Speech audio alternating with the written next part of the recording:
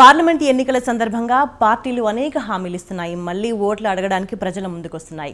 కానీ తెలంగాణలో పరిస్థితి మాత్రం భిన్నంగా కనిపిస్తుంది. పార్టీలకు సంబంధించి ఈ నేపథ్యంలో తెలంగాణ ప్రజలు ఈ పార్లమెంట్ ఎన్నికలను ఎలా తీసుకోవాలి, ఏ విషయాలు ఆలోచించాలి, వీటికి సంబంధించి వాళ్ళు మనతో మాట్లాడడానికి మనతో పాటు జాయిన్ అవుతున్నారు.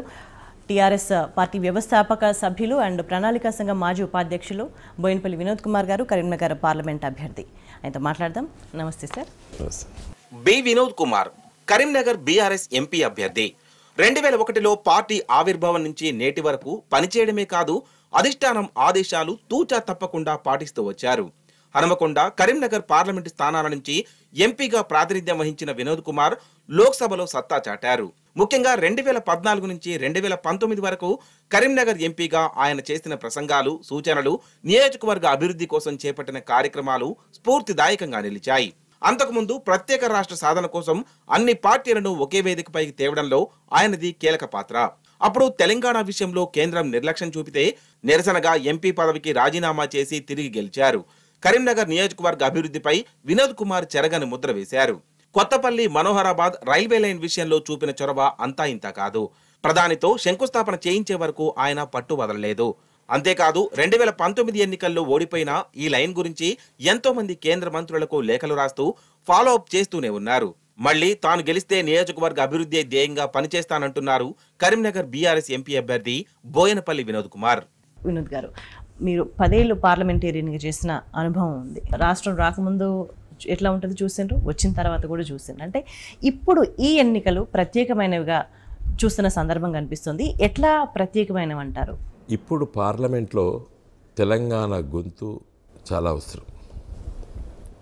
ముఖ్యంగా గులాబీ జెండా నీడలో పెరిగినటువంటి బీఆర్ఎస్ అభ్యర్థుల గెలుపు చాలా అవసరం. కారణం ఏంటంటే పార్లమెంట్లో మరి దేశవ్యాప్తంగా చట్టాలు చేస్తారు, రాష్ట్రాల సమస్యల పరిష్కారం కూడా పార్లమెంటే రాజ్యాంగం ప్రకారంగా.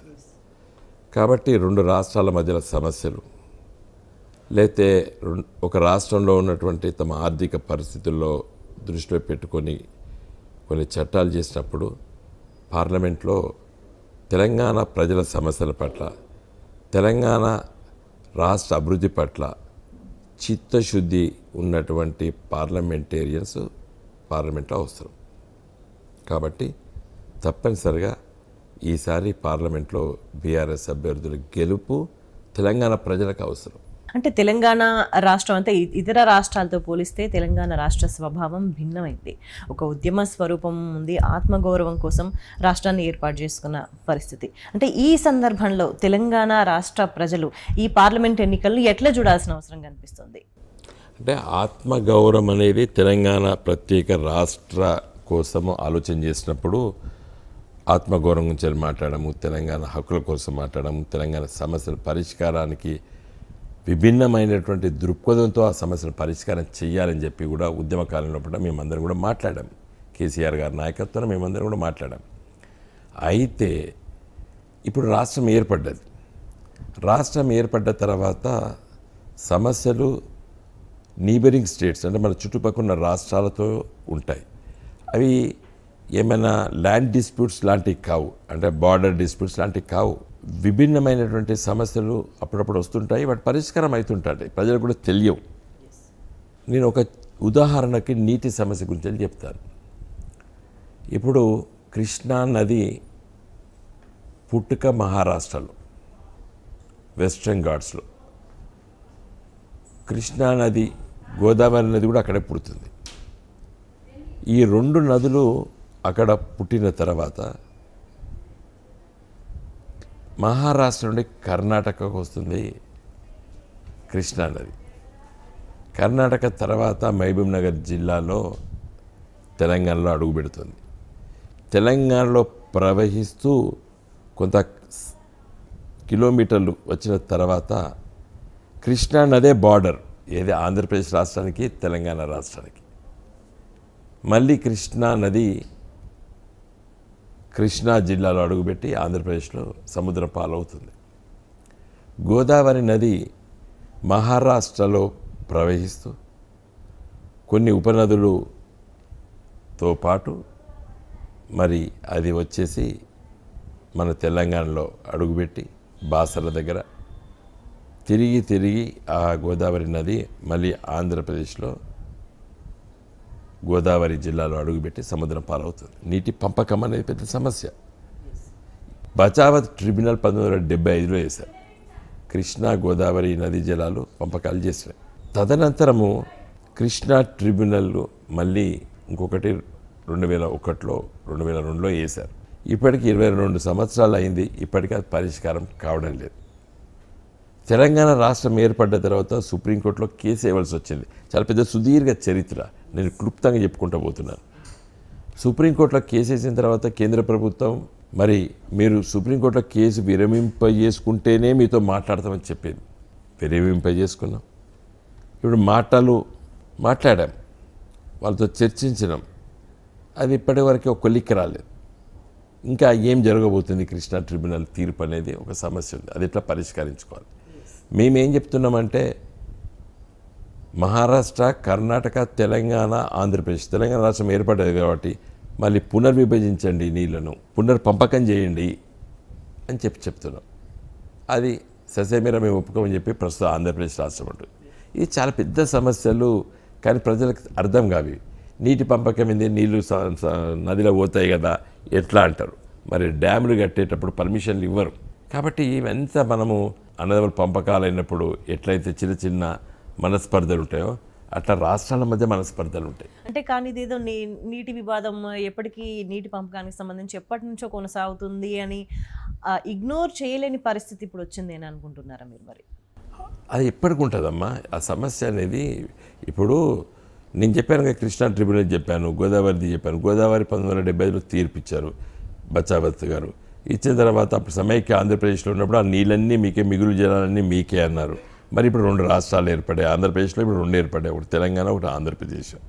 ఇవన్నీ రేపు వస్తుంటాయి. ఈరోజే నేను ఒక పత్రికా విలేకరుల సమావేశం పెట్టి మాట్లాడొచ్చాను. ఇప్పుడు ఇచ్చంపల్లి కాడ ప్రాజెక్ట్ కట్టి గంగా నదిని మహానదిలో కలిపి, మహానదిని నీళ్ళు తీసుకొచ్చి గోదావరిలో కలిపి, గోదావరి నీళ్ళు తీసుకొచ్చి కృష్ణా నదిలో కలిపి, కృష్ణా నది నుంచి వెళ్ళి పెన్నార్లో కలిపి, పెన్నార్ నుంచి వెళ్ళి కావేరి నదికి తీసుకెళ్తామని చెప్పి మోడీ గారు ప్రకటన చేస్తున్నారు. మరి మన పంపకాలేవి, మన ప్రాజెక్టుల అనుమతులేవి అనేది మేము ప్రశ్నిస్తున్నాం. ఇది సామాన్య ప్రజలకి అర్థం కాదు. కాబట్టి పార్లమెంట్లో ఈ సమస్యల పట్ల సంపూర్ణమైన అవగాహన ఉండి రాష్ట్ర ప్రజల హక్కుల కోసం, రాష్ట్ర అభివృద్ధి కోసం ఆ తాపత్రయపడేట వాళ్ళే ఇలా పార్లమెంట్లో ఉండాలి. కాబట్టి గులాబీ జెండా నీడలో పెరిగినటువంటి మా వాళ్ళకి ఉన్నంత అవగాహన బీజేపీ వాళ్ళకు ఉండదు, కాంగ్రెస్ వాళ్ళకు ఉండదు. కాబట్టి మమ్మల్ని గెలిపించని చెప్పి మేము తిరుగుతున్నాం. అంటే తెలంగాణ రాష్ట్ర ఏర్పాటు సందర్భంలో కూడా పార్టీలు ఏం మాట్లాడినాయి, ఎటువంటి వైఖరితో ఉన్నాయి, ఆ నేతలంతా కూడా ఎట్లాంటి ప్రవర్తనతో ఉన్నారనేది ఇప్పటికి కూడా అంటే ఈ సందర్భంలో ఖచ్చితంగా మళ్ళీ గుర్తు పెట్టుకోవాల్సిన అవసరం వచ్చింది అని అంటారా? 100% ఎల్లకాలం ఉండాలమ్మా. తెలంగాణ ప్రజల ఆకాంక్ష అభివృద్ధి. ఎందుకు తెలంగాణ రాష్ట్రాన్ని ఏర్పాటు చేసుకున్నాము? ఎవరినో ముఖ్యమంత్రి చేయడానికి, లేకపోతే ఎవరు మంత్రులు చేయడానికి, ఎంపీలు చేయడానికి, ఎమ్మెల్యే చేయడానికి కాదు. తెలంగాణ రాష్ట్ర అభివృద్ధి చెందాలి. మన కడుపులో పుట్టినటువంటి పిల్లల భవిష్యత్తు కోసం తెలంగాణ రాష్ట్రం ఏర్పాటు చేశాం. ప్రొఫెసర్ జయశంకర్ గారు లాంటి మహనీయులు చర్చలు పెట్టి చాలామందితో మాట్లాడి, రాజకీయ నాయకులతో మాట్లాడి, కేసీఆర్ గారు 2001లో గులాబీ జెండా టీఆర్ఎస్ పార్టీని ఆవిష్కరించి ఒక ఉద్యమ స్ఫూర్తిని ప్రజలలో రేకెత్తించి పార్లమెంట్లో అడుగుపెట్టి తెలంగాణ రాష్ట్రాన్ని సాధించుకున్నాం. కాబట్టి ఈ రాష్ట్రం కోసం నిత్యం కొనసాగించవలసిందే ఈ పోరాటం. అంటే ఈ 4.5 నెలల కాలంలో ప్రభుత్వం మారిన తర్వాత ఈ ప్రభుత్వం, కాంగ్రెస్ ప్రభుత్వం తీసుకున్న నిర్ణయాలతో తెలంగాణ వనరులకి ఏ విధంగా నష్టం వాటిల్లింది? వనరులను నష్టం చేసేటువంటి నిర్ణయాలే ఉంటాయి తప్ప కానీ వనరులు ఏమి కావు. ఎటుపోతాయి? ఖనిజ సంపద ఎటుపోదు. కానీ దాని ఉపయోగం లోపల ఏ విధంగా ఉపయోగిస్తున్నారు అనేది సమస్య. వనరులు అంటే నీళ్లు, వనరులు అంటే నీళ్లు. మరి నీళ్ళ పంపకంలో సరైన జాగ్రత్తలు తీసుకోకపోతే ఇబ్బంది అవుతుంది. వనరులు అంటే మానవ సంపద. మానవ సంపదను చిన్నారులని, కొత్త యువతరాన్ని ఎటువైపు ప్రయాణం చేయాలనేది చాలా ముఖ్యం. ఒక 2-3 దశాబ్దాలు వాళ్ళకి కరెక్ట్గా నిర్ణయాలు చేయక, ఆలోచన చేయక, పేదరికం చూసి కసితో మరి తీవ్రవాదం అయిపోయారు. కాబట్టి ఇవన్నీ వనరులను సరైన రీతిలో ఉపయోగించుకోవాల్సిన అవసరము మరి ప్రభుత్వాలపైన ఉంటుంది. కేసీఆర్ గారు ముఖ్యమంత్రిగా 10 సంవత్సరాలు తెలంగాణ వనరులు చాలా జాగ్రత్తతో ఉపయోగించారు. ఇలా బొగ్గు సంపద ఉన్నది, నీళ్లున్నాయి. కాబట్టి ఇలా భద్రాద్రి ప్రాజెక్టు, యాదాద్రి ప్రాజెక్టు, సింగరేణిది 2వ ఫేజు, ఇవన్నీ కూడా ఆలోచన చేసి మనము ఆ వనరుల్ని కరెంటు ఉత్పత్తి దశకు తీసుకెళ్ళాం. తెలంగాణ రాకముందు 7,778 మెగావాట్ల ఉత్పత్తి కేంద్రాలు, కరెంటు ఉత్పత్తి కేంద్రాలు తెలంగాణలో ఉండే. ఇవాళ 19,000 పైచిలుకు కరెంటు ఉత్పత్తి కేంద్రాలే. 75 సంవత్సరాల స్వతంత్ర భారతదేశంలో 65 సంవత్సరాల పరిపాలన కూడా కేవలం 7,778 మెగావాట్ల కరెంటు ఉత్పత్తి జరిగింది తెలంగాణలో 2014 వరకు. 2014 నుండి 2023 వరకు దాదాపు 12,000 మెగావాట్ల ఉత్పత్తి కేంద్రాలు ప్రారంభించాం తెలంగాణలో. అంటే ఆ వనరులు ఎంత గొప్పగా ఉపయోగించుకున్నాం. ఇట్లుంటుంది ఒక్కొక్క సమస్య. నీళ్ళ సమస్య, మంచి వర్షాలు పడతాయి తెలంగాణలో. మనం దుర్మార్గంగా దుష్ప్రచారం చేశారు. తెలంగాణలో ఎడారి, వెనుకబడ్డ ప్రాంతం, వర్షాలు పడే అన్నారు. దేశంలో సగటు వర్షపాతం కంటే ఎక్కువ పడుతుంది తెలంగాణలో. అది ఆలోచన చేసే ప్రతి చెరువును, కుంటను మరమ్మతు చేసి అలా మిషన్ కాకతీయ పేరిట 44,000 చెరువుల్ని, కుంటల్ని మరమ్మతు చేసినాం. అవి బ్రహ్మాండంగా తెలంగాణలో పడ్డట్టు వర్షాన్ని మరి నీటి నిల్వల పెంచడం జరిగింది. అందుకే భూగర్భ జలాలు పెరిగినాయి. కాబట్టి ఏ వనరైనా మానవ సంపద కానివ్వండి, లేదా నీళ్లు కానివ్వండి, నిధులు కానివ్వండి, నియామకాలు కానివ్వండి, ఇవన్నీ కూడా సరైన రీతిలో ముందుకు వెళ్ళాలంటే కేసీఆర్ గారి నాయకత్వాన తెలంగాణ ఉద్యమకారుల చేతుల్లో ఉన్నటువంటి తెలంగాణకును నేటి తెలంగాణకు తేడా ఉన్నది. తెలంగాణలో కాంగ్రెస్ ప్రభుత్వం వచ్చిన తర్వాత అంటే కరువు తీసుకొచ్చింది, కాంగ్రెస్ తెచ్చిన కరువు అని చెప్పేసి మీరు అంటున్నారు. మరోవైపు చూస్తే బీజేపీ ఇక్కడున్న నీళ్ళను తమిళనాడులో బెనిఫిట్ పొందడానికి అక్కడికి తరలించిపోయే ప్రయత్నం చేస్తుంది. వీటన్నిటిని ఎట్లా అర్థం చేసుకోవాల్సిన అవసరం కనిపిస్తుంది? అంటే నీళ్ళు ఇప్పుడే నేను చెప్పాను, ప్రెస్ మీట్లో చెప్పొచ్చాను. మీరు గోదావరి నది నుండి నీళ్లు తీసుకెళ్ళి కృష్ణానదిలో కలిపి, కృష్ణా నుండి పెన్నా నుండి అక్కడి నుంచి తీసుకెళ్ళి కావేరీలో కలిపే ముందు తెలంగాణ రాష్ట్ర ప్రభుత్వం తీసుకున్న నిర్ణయాల ప్రకారంగా గోదావరి నదిపై కడుతున్నటువంటి ప్రాజెక్టుల అనుమతులు మొదలు ఇవ్వండి. ముఖ్యంగా ఇప్పుడు అవి 4 పెండింగ్ ఉన్నాయి. ఒకటి వార్దా బ్యారేజ్ ప్రాణహిత పైన ఆదిలాబాద్ జిల్లాలో, పూర్వపు ఆదిలాబాద్, ఇప్పుడు కొత్త దాంట్లో అది ఎక్కడుందో తెలియదు నాకు, పూర్వపు ఆదిలాబాద్ జిల్లా ఉంటుంది, నెత్తి మీద ఉంటుంది. రెండోది సమ్మక్క సారాలక్క ప్రాజెక్టు మనం తుపాకులగూడెం, మన ములుగు జిల్లాలో ఉంటుంది అక్కడ. మూడవది సీతమ్మ ప్రాజెక్టు దుమ్మెగూడెం దగ్గర. నాలుగవది అదనపు టీఎంసీ, కాళేశ్వరం అదనపు టీఎంసీ. ఇవి 4 పెండింగ్ ఉన్నాయి ఇప్పుడు ఢిల్లీలో కేంద్ర ప్రభుత్వం దగ్గర.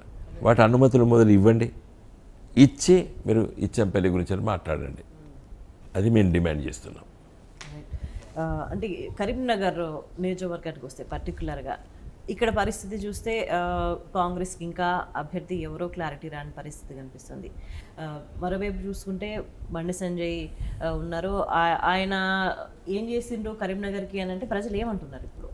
ఆయన గుడి తెలియదు, బడి తెలియదు. గుడి గురించి ఆయన బాగా మాట్లాడతాడు, గుడి తెలియదు, బడి తెలియదు.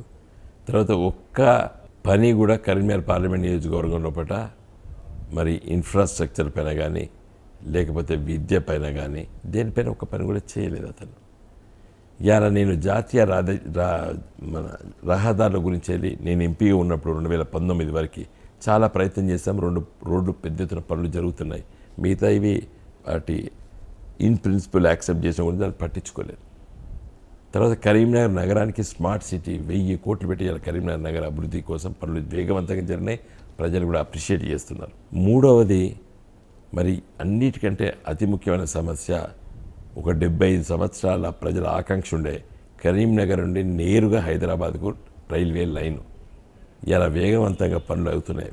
కరీంనగరు, కొత్తపల్లి, బోయినపల్లి, వేములవాడ, సిరిసిల్ల, సిద్దిపేట, తర్వాత కొమరవెల్లి, గజ్వేలు, మనోహరాబాదు, నుండి ఇంకా మెడిచల్ పాత లైన్ మెడిచల్ అల్వాల్ సికింద్రాబాద్ ఇవి 80% పనులు అయిపోయినాయి. ఇప్పుడు నేను ఎంపీగా ఉన్నప్పుడు మోడీ గారితో కేసీఆర్ గారితో శంకుస్థాపన చేయించినాం. సో ఆ పనులే తప్పితే కొత్తగా ఒక్క పని కూడా చేయలేదు. కాబట్టి ప్రజలు బండి సంజయ్ ఏం పని చేయలేదు అనేది ప్రజలకు అందరికీ కూడా అర్థమైపోయింది.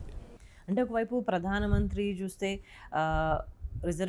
ముస్లిం రిజర్వేషన్లకు సంబంధించి కావచ్చు, కాంగ్రెస్ వస్తే ఇట్లా చేస్తుంది అట్లా చేస్తుంది అని ఒక వర్గాన్ని ఖచ్చితంగా అంటే ముస్లింలకు వ్యతిరేకంగా రెచ్చగొడుతూ సాక్షాత్తు ప్రధానమంత్రి మాట్లాడుతున్న సందర్భంగా అనిపిస్తుంది. ఇంకోవైపు చూస్తే ఈ తాజాగా అన్నారంటే హనుమాన్ చాలీసా చదువుకునే పరిస్థితి కూడా లేదు అనే విధంగా మాట్లాడుతున్నారంటే ఈ వ్యాఖ్యల్ని ఎట్లా చూడాలి? అంటే ఇప్పుడు ఎట్లా తీసుకుంటుంది సమాజం వాటిని? వాళ్ళు రామ మందిరం పైన ఓట్లు దండుకుంటామని అనుకున్నారు, అది రిజల్ట్ ఇవ్వలేదు. రామ మందిరంది వాళ్ళకు ఓట్లు ఏం బ్యాంక్గా మారలేదు. కాబట్టి కొత్త సమస్యలు వెతుక్కుంటున్నారు. ముస్లిం వ్యతిరేకత భావజాలాన్ని పెంపొందిస్తున్నారు. తర్వాత మీరు అన్నట్టు మరి హనుమాన్ చాలీసా కూడా మనం ప్రార్థన మందిరాల్లో కూడా మాట్లాడుకోలేమా, లేదా పాడుకోలేమా, ఉచ్చరించలేమా అనేది వాళ్ళు అనుకుంటున్నారు. ఇవన్నీ కేవలము మత ఘర్షణలు ప్రోత్సహించి ఓట్ల రూపంలో దాన్ని మలుచుకొని లబ్ధి పొందాలని చెప్పి కుటీల రాజకీయ నీతి. అది మంచిది కాదు, ఈ దేశానికి మంచిది కాదు, మానవ జాతికే మంచిది కాదు. అసలు మనిషి పుట్టిన తర్వాత మతం పుట్టింది, మతం పుట్టిన తర్వాత మనిషి పుట్టలేదు. ఈ భూగోళం పైన మనిషి శాస్త్రీయంగా మనం చూస్తే మనిషి అనేవాడు ఈ రూపాన్ని దాల్చడానికి కొన్ని లక్షల సంవత్సరాలు పట్టింది. ఈ రూపాన్ని దాల్చిన తర్వాత లక్షల సంవత్సరాల తర్వాత ఇవన్నీ పుట్టినాయి. కాబట్టి వాళ్ళు అర్థం చేసుకోవాలి, దేశ ప్రజలు అర్థం చేసుకోవాలి. ఈ భారత రాజ్యాంగం ప్రకారంగా పరిపాలన జరగాలి. India that is Bharat shall be A union of states అని చెప్తుంది రాజ్యాంగం. తదనంతరం India is a secular socialistic democratic country అని చెప్తుంది. అంటే ప్రజాస్వామ్య దేశం, సెక్యులర్ దేశం, అంటే ఈ రాజ్యాంగాన్ని మారుస్తామని బీజేపీ నేతలు, మంత్రులు, కేంద్ర మంత్రులే పదే పదే మాట్లాడుతున్న సందర్భం ఉంది. దాన్ని ఎట్లా చూడాలంటారు? ఈ రాజ్యాంగాన్ని ఎవరు మార్చలేరండి, వాళ్ళు ఊహాజనితంగా ఉన్నట్టు తప్పితే ఇది చాలా గొప్ప రాజ్యాంగం. ఈ రాజ్యాంగం ఈ విధంగా రచించబడ్డది కాబట్టి దేశం ఈ విధంగా సమైక్య దేశంగా మిగిలింది. ప్రతి ఒక్కరికి విశ్వాసం కల్పించింది. ఫస్ట్ భారత రాజ్యాంగం ఏం చేసింది దేశ ప్రజలకంటే విశ్వాసం కలిగించింది. నేను బతకచ్చు, నాకు అవకాశాలు ఉన్నాయి, నేను కష్టపడితే అభివృద్ధి చెందొచ్చు, ఒక మానవత్వం నేర్పింది రాజ్యాంగం. కాబట్టి దీన్ని ఎవ్వడు కూడా మార్చలేడు. మరోవైపు రాష్ట్రంలో చూసుకుంటే కాంగ్రెస్ పరిస్థితి చాలా భిన్నంగా కనిపిస్తుంది. అంటే జాతీయ స్థాయిలో నేషనల్ లెవెల్లో వాళ్ళు మాట్లాడుతున్నది ఒక రకంగా ఉంటే తెలంగాణలో పరిస్థితి దానికి పూర్తిగా భిన్నంగా కనిపిస్తుంది. దీన్ని కాంగ్రెస్ క్యాడర్ ఎట్లా తీసుకుంటుంది? ఒక కన్ఫ్యూజన్లో పడుతున్నారని అనుకోవాలా? కాంగ్రెస్ క్యాడరు లేదు అసలు, ఫస్ట్ థింగ్ ఎక్కువ శాతం లేదు. ఎందుకంటే 10 సంవత్సరాల లోపల వాళ్ళ అధికారం లేకుండా ఉండలేరు, అన్ని విభిన్న పార్టీలకు వెళ్ళిపోయారు. మళ్ళీ ఇప్పుడు జమ అవుతున్నారు కాంగ్రెస్ పార్టీకి. మా పార్టీకి కొంతమంది వెళ్ళిపోతున్నారు, బీజేపీలకు వెళ్ళిన మళ్ళీ వాపసు వస్తున్నారు. అట్లా వాళ్ళంతా ఇంకా క్యాడర్ అంతా వస్తుంది. వచ్చిన తర్వాత వాళ్ళకి ఈ 5 మాసాల లోపల అర్థమైపోయింది ఈ ప్రభుత్వం ఏం చేస్తలేదని. కాబట్టి క్యాడర్తో ఆ పార్టీ ఏం చేయలేదు కాంగ్రెస్ పార్టీ. కాకపోతే మన ఈ ప్రభుత్వం కేసీఆర్ గారి ప్రభుత్వం పైన విద్వేషాన్ని పెంచి తప్పుడు సమాచారాన్ని చెబుతూ విపరీతమైన హామీలు ఇచ్చి అబద్ధాల పునాది పైన ఈ రాష్ట్ర ప్రభుత్వం ఏర్పడ్డది, కాంగ్రెస్ ప్రభుత్వం ఏర్పడ్డది. వాళ్ళు ప్రజలకు ఇచ్చిన హామీలు నిలబెట్టుకోలేరు, ప్రజలు అసహించుకుంటారు, తరిమి కొడతారు. ఆ రోజులు అతి సమీపంలో ఉన్నాయి. ఈ పార్లమెంట్ ఎన్నికల్లో తప్పనిసరిగా కాంగ్రెస్ పార్టీ ఇది ఎదుర్కోబోతున్నది.